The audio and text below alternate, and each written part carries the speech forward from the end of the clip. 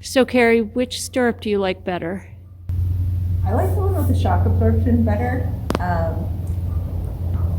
feel like it provides some distribution of the shock absorption where it's not just my hips, knees, and ankles taking in that impact, but also distributing it across like a fourth area, which is really nice for me, particularly because I have a bad knee. So it's nice to not have as much shock going to my knee in particular.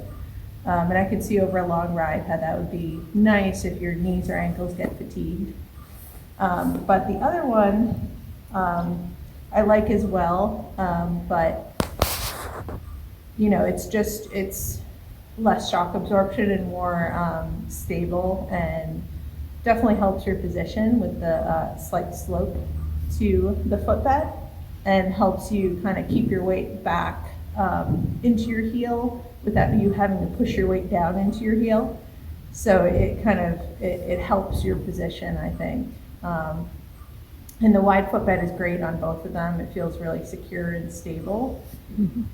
And I never, felt like I was at risk of losing my stirrups, even if, something unexpected happened.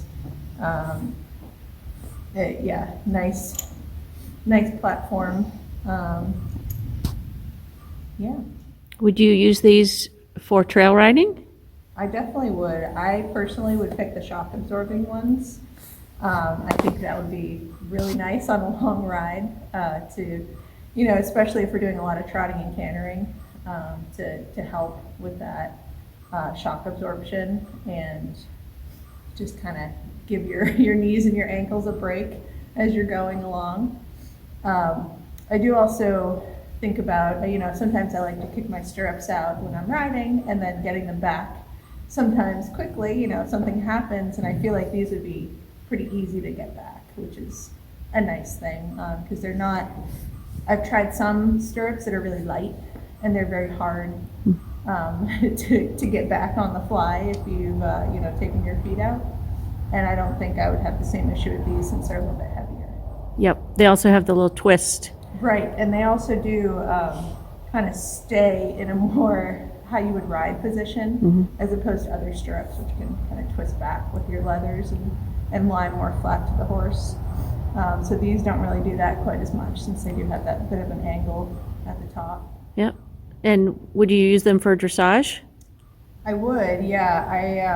I almost think I might lean towards the slope for dressage, but I feel like I have to play with them a little bit more. Mm-hmm.